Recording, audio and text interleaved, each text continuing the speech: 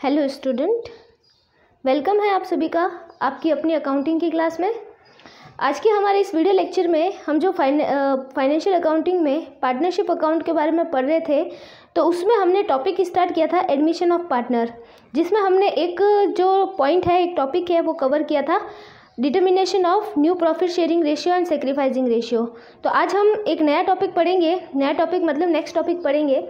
Next topic है हमारा valuation of goodwill and accounting treatment. ठीक है, अब देखिए, जब भी कोई नया साझेदार फर्म के अंदर आता है, ठीक है, तो पहला काम तो हमें क्या करना पड़ता है कि उनके प्रॉफिट शेयरिंग रेशियो चेंज होते हैं, तो वो हमें कैलकुलेट करना होता है। ठीक है, सेक्रीफाइसिंग रेशियो कैलकुलेट करना होता है, और दूसरा जो एडजस्टमेंट करना होता है वो ये होता है कि हमें गुडविल का वैल्यूएशन करना होता है। ठीक है, और साथ ही में गुडविल का अकाउंटिंग ट्रीटमेंट भी करना होता है। ठीक है, तो वही अभी हम देखने वाले हैं।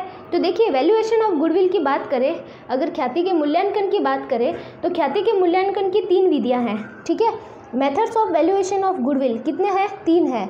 एक तो है एवरेज प्रॉफिट मेथड, जिसे हम हिंदी में बोलते हैं औसत लाभ विधि। सेकेंड है सुपर प्रॉफिट मेथड, जिसे हम बोलते हैं अधिलाभ विधि। और तीसरा है कैपिटलाइजेशन मेथड, जिसे हम बोलते हैं पूंजीकरण विधि। ठीक है, तो ये 3 मेथड है, एक एक करके हम पढ़ेंगे। तो सबसे पहले हम स्टार्ट करते हैं एवरेज प्रॉफिट मेथड। ठीक है, एवरेज प्रॉफिट मेथड में क्या होगा, औसत लाभ विधि में क्या होगा कि आपको क्वेश्चन में कुछ सालों के प्रॉफिट दे रखे होंगे या फिर प्रॉफिट और लॉस दे रखे होंगे। ठीक है, तो उनके बेस पे आपको क्या करना पड़ेगा कि एवरेज प्रॉफिट निकाल के गुडविल को कैलकुलेट करना होगा। ठीक है, तो देखिए, इसमें भी 2 तरीके रहेंगे, एक तो सिंपल एवरेज से निकलेगा और एक वेटेड एवरेज से निकलेगा। तो पहले हम सिंपल एवरेज प्रॉफिट मेथड की बात करते हैं। तो इसमें आपको क्या करना है, एवरेज निकालना है, सिंपल एवरेज। ठीक है, और सिंपल एवरेज कैसे निकलता है, टोटल सम ऑफ प्रॉफिट, मतलब आपको क्वेश्चन में जो भी प्रॉफिट और लॉसेस दे रखे हैं उनकी आपको क्या करनी है, टोटल करनी है। ठीक है, और divided by number of years, जितने ईयर के प्रॉफिट दे रखे हैं, जितने भी नंबर ऑफ ईयर के आपको प्रॉफिट दे रखे हैं, सपोजिवली 4 ईयर्स, 5 ईयर्स, 6 ईयर्स। ठीक है, तो जितने भी ईयर के प्रॉफिट आपको गिवन है, उन सारे प्रॉफिट की आपको टोटल करनी है, टोटल ऊपर लिखनी है और डिवाइड करना है उसको नंबर ऑफ ईयर से, तो आपका क्या आ जाएगा, एवरेज आ जाएगा। ठीक है, फिर गुडविल की कैलकुलेशन कैसे होगी, गुडविल की कैलकुलेशन के लिए आपको फॉर्मूला लगाना है, कौन सा, goodwill is equal to average profit into number of year purchase. ठीक है, ये क्रय वर्ष भी आपको क्वेश्चन में दे रखे होंगे। क्वेश्चन की जो लैंग्वेज होगी उसमें ये लिखा हुआ होगा कि ख्याति का मूल्यांकन 2 वर्षों के क्रय के बराबर करना है। ठीक है, या फिर ऐसा लिखा हुआ होगा कि 3 वर्षों के क्रय के बराबर करना है, मतलब तो ये लाइन ही आपको, जो नंबर ऑफ ईयर परचेज होंगे ना, goodwill is to be valued at the 2 number of year purchase या 3 नंबर ऑफ ईयर परचेज, ऐसा लिखा हुआ होगा। तो आपको क्या करना है, एवरेज प्रॉफिट निकाल के नंबर ऑफ ईयर परचेज को उससे मल्टीप्लाई करना है। ठीक है, तो आपकी क्या आ जाएगी, गुडविल आ जाएगी। ठीक है, अब बात करते हैं आगे, नेक्स्ट सेकेंड है, देखिए average weighted average profit method. ठीक है, अब इस बार आपको को जो एवरेज निकालने हैं वो वेटेड एवरेज निकालने हैं। ठीक है, इसके लिए आपको क्या होगा कि क्वेश्चन में गिवन होंगे कुछ ईयर्स के आपको profit.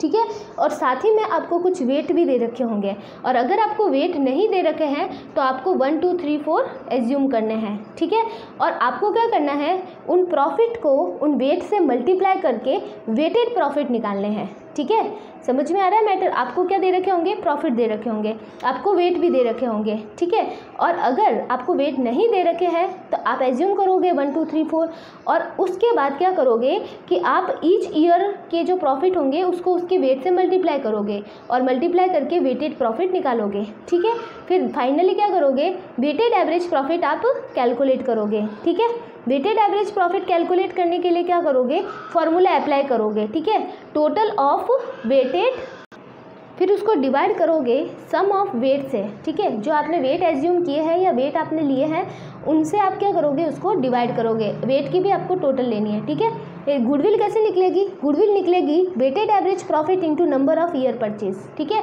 Number of year purchase आपको क्वेश्चन में गिवन होंगे और आपने जो वेटेड एवरेज प्रॉफिट निकाले हैं उससे इसको क्या करोगे, मल्टीप्लाई करोगे। ठीक है, फिर चलते हैं सेकेंड मेथड की तरफ। सेकेंड मेथड क्या है, सेकेंड मेथड है सुपर प्रॉफिट मेथड, जिसे हिंदी में क्या बोलते हैं, अधिलाभ विधि कहते हैं। ठीक है, अब देखिए, अधिलाभ विधि से आपको गुडविल निकालनी है, आपको कुछ स्टेप्स फॉलो करने पड़ेंगे। ठीक है, तो सुपर प्रॉफिट मेथड में हमें कुछ स्टेप से कैलकुलेशन करनी है। तो स्टेप नंबर फर्स्ट की हम बात करते हैं। तो स्टेप नंबर फर्स्ट में आपको क्या करना है, कैपिटल एम्प्लॉयड की कैलकुलेशन करनी है। ठीक है, सबसे पहला काम आपको करना है calculation of capital employed of the business. तो देखिए, कैपिटल एम्प्लॉयड निकालने के लिए आपके पास दो फॉर्मूले होंगे। एक फार्मूला आपका लाइबिलिटी साइड से बिलोंग करेगा और एक फार्मूला आपके असेट साइड से बिलोंग करेगा। दोनों ही फार्मूले से आपकी कैपिटल एम्प्लॉयड सेम आने वाली है। ठीक है, तो अगर हम लाइबिलिटी साइड के फार्मूले की बात करें तो capital employed is equal to share capital plus reserve and surplus plus long term debts minus fictitious assets. अब देखिए, ये ऐसा लग रहा है कि आपने अपनी जो लाइबिलिटी साइड है उसको पूरा ऐड कर दिया है करंट लाइबिलिटी को छोड़कर। ठीक है, करंट लाइबिलिटी को छोड़ दिया है आपने, बाकी सबको क्या कर दिया है, ऐड कर दिया है और उसमें से माइनस कर दिया आपने फिक्टिशियस असेट्स। फिक्टिशियस असेट्स कौन से होते हैं, वो इनको मिसलेनियस एक्सपेंडिचर भी कहते हैं, जो बैलेंस शीट में आपके दिखाए जाते हैं। जैसे for example discount on issue of shares, underwriting commissions, premium on redemption of shares. तो ये सारे क्या है, आपके फिक्टिशियस असेट्स हैं। ठीक है, अब देखिए इसका असेट साइड वाला फॉर्मूला देखिए, तो net fix assets plus working capital. ठीक है, ये असेट साइड वाला फॉर्मूला है। तो दोनों में से कोई भी आप फॉर्मूला अप्लाई कर सकते हैं, आपकी कैपिटल एम्प्लॉयड सेम तरीके से निकलेगी। ठीक है, तो ये है आपका calculation of employed, step number first. Step number second क्या है, स्टेप नंबर सेकेंड है आपका नॉर्मल रेट ऑफ रिटर्न। ठीक है, क्या है, नॉर्मल रेट ऑफ रिटर्न, जो कि आपको ऑलरेडी क्वेश्चन में गिवन होगी। इसको आपको कैलकुलेट करने की ज़रूरत नहीं रहेगी। और अगर आपको रिस्क फैक्टर दे रखा है तो रिस्क फैक्टर को इसके अंदर आपको ऐड करना है, बाकी कुछ नहीं करना। ठीक है, फिर बात करते हैं स्टेप नंबर थर्ड की। तो स्टेप नंबर थर्ड है कैलकुलेशन ऑफ नॉर्मल प्रॉफिट। अब आपको क्या करना पड़ेगा, नॉर्मल प्रॉफिट कैलकुलेट करना पड़ेगा। और नॉर्मल प्रॉफिट का जो फॉर्मूला रहेगा वो रहेगा कैपिटल एम्प्लॉयड जो भी आपने निकाली थी इनटू नॉर्मल रेट जो आपको क्वेश्चन में दे रखी होगी और डिवाइडेड बाय 100। ठीक है, तो आपके क्या निकलेगा, नॉर्मल प्रॉफिट निकलेगा। फिर करते हैं स्टेप 4 की बात। स्टेप 4 में आपको करना है calculation of super profit. Super profit की कैलकुलेशन करनी है। ठीक है, अब सुपर प्रॉफिट कैसे निकलेगा, super profit is equal to average profit minus normal profit. आपका जो एवरेज प्रॉफिट होगा ना, उसमें से आपको नॉर्मल प्रॉफिट को माइनस करना है, तो आपका सुपर प्रॉफिट निकलेगा। ठीक है, फिर देखिए स्टेप नंबर 5 में फाइनली कैलकुलेशन होगी कैलकुलेशन ऑफ गुडविल की। और गुडविल का फॉर्मूला लगाएंगे हम super profit into number of year purchase. ठीक है, नंबर ऑफ ईयर परचेज आपको क्वेश्चन में गिवन होंगे। ठीक है, तो ये है आपके सुपर प्रॉफिट मेथड से कैलकुलेशन ऑफ गुडविल। ठीक है, अब देखते हैं नेक्स्ट मेथड। नेक्स्ट मेथड है आपके कैपिटलाइजेशन मेथड, जिसे हम बोलते हैं पूंजीकरण विधि। ठीक है, अब पूंजीकरण विधि भी दो तरीके से हो सकती है। अब तो कैपिटलाइजेशन हो सकता है एवरेज प्रॉफिट का और कैपिटलाइजेशन हो सकता है सुपर प्रॉफिट का। ठीक है, तो दो हो सकते हैं। तो सबसे पहले हम कैपिटलाइजेशन ऑफ एवरेज प्रॉफिट देखते हैं, औसत लाभों का पूंजीकरण देखते हैं। तो उसके लिए आपको क्या कैलकुलेट करना होगा, कैपिटलाइज वैल्यू कैलकुलेट करना होगा। किसका, एवरेज प्रॉफिट का। तो एवरेज प्रॉफिट का कैपिटलाइज जो वैल्यू है, इसके लिए आपको करना पड़ेगा average profit into 100 upon normal rate. ठीक है, जो आप एवरेज प्रॉफिट लोगे उसको इंटू करोगे 100 और डिवाइडेड बाय करोगे नॉर्मल रेट से। ठीक है, फिर देखिए गुडविल कैसे आएगी आपके, गुडविल देखिए जो कैपिटलाइज वैल्यू होगा एवरेज प्रॉफिट का। ठीक है, देखिए आपको ये जो कैपिटलाइज वैल्यू होता है ना, इसमें क्या होता है कि रेट नीचे और 100 ऊपर हो जाता है, इसको ही हम कैपिटलाइज बोलते हैं। ठीक है, तो ये जो कैपिटलाइज वैल्यू होगा उसमें से अगर आप कैपिटल एम्प्लॉयड माइनस करोगे तो क्या हो जाएगी, आपकी गुडविल आ जाएगी। ठीक है, तो ये तो था कैपिटलाइजेशन ऑफ एवरेज प्रॉफिट। अब हम देखते हैं capitalisation of super profit. Super profit का कैपिटलाइजेशन, तो इसमें डायरेक्ट ही गुडविल निकलेगी आपके। ठीक है, goodwill is equal to super profit into 100 upon normal rate. ठीक है, तो ये आपके डायरेक्ट ही क्या निकल जाएगी, गुडविल निकल जाएगी और सुपर प्रॉफिट का कैपिटलाइजेशन करते ही। ठीक है, तो ये थे आपके गुडविल के वैल्यूएशन के मेथड। तीनों मेथड थे, एक तो था average profit method, super profit method and capitalisation method. ठीक है, अब बात करते हैं हम अकाउंटिंग ट्रीटमेंट की। अकाउंटिंग ट्रीटमेंट, इसको कहते हैं हम लेखांकन व्यवहार, मतलब गुडविल को आपको कैसे इसकी एंट्रीज पास करनी है। ठीक है, तो इसमें आपके पास दो कंडीशन हो सकती है। कंडीशन नंबर फर्स्ट जो रहेगी वो क्या रहेगी, when the new partner bring his share of goodwill in cash. ठीक है, जब कोई नया साझेदार आता है और अपने गुडविल का जो हिस्सा है वो नकद में लेके आता है, मतलब कैश में लेके आता है अपनी गुडविल, तो आपको क्या एंट्रीज पास करनी है। और जो सेकेंड कंडीशन होगी, when the new share does not bring his share of goodwill in cash, ठीक है, वो अपना जो शेयर है वो कैश में नहीं लाता है, तो आपको क्या करना है। तो पहली कंडीशन हम पढ़ते हैं कि नया पार्टनर आता है और अपना गुडविल में जो शेयर है वो कैश में लेके आता है, ठीक है। तो उसके लिए आपको सबसे फर्स्ट एंट्री पास करनी है cash account debit to goodwill, ठीक है। कैश लेके आ रहा है तो cash account debit to goodwill, समझ में आ रहा है। फिर देखिए सेकेंड एंट्री आपको देनी है गुडविल अकाउंट डेबिट, ठीक है, goodwill account debit to sacrificing partners capital account, ठीक है। गुडविल का अकाउंट डेबिट करके सेक्रीफाइसिंग पार्टनर्स कैपिटल अकाउंट को क्रेडिट करना है। अब ये सेक्रीफाइसिंग पार्टनर कौन होते हैं, देखिए सेक्रीफाइसिंग पार्टनर का मतलब होता है कि त्याग करने वाले साझेदार। अब त्याग करने वाले साझेदार का क्या होगा कि जब भी कोई नया साझेदार फर्म में आता है तो पुराने साझेदारों को अपना लाभ में हिस्सा छोड़ना पड़ता है, मतलब उनको कुछ ना कुछ सेक्रीफाइस करना पड़ता है। तो जो पार्टनर सेक्रीफाइस करेंगे वो ही पार्टनर क्या लेंगे, गुडविल में हिस्सा लेंगे, ठीक है। तो जो पार्टनर सेक्रीफाइस करेंगे वो ही गुडविल में हिस्सा लेंगे। इट मीन्स ये जो गुडविल है ना, ये सेक्रीफाइसिंग पार्टनर में उनके सेक्रीफाइसिंग रेशियो में डिस्ट्रीब्यूट होगी, ठीक है। समझ में आ रहा है मैं क्या कहना चाह रही हूँ। मैं कहना चाह रही हूँ कि ये जो गुडविल लेके आया है नया पार्टनर, वो सेक्रीफाइसिंग पार्टनर में उनके सेक्रीफाइसिंग रेशियो में डिस्ट्रीब्यूट होगी, ठीक है। मतलब जो त्याग करने वाले साझेदार है वो त्याग करने के अनुपात में वो क्या लेंगे, इस गुडविल में हिस्सा लेंगे, ठीक है।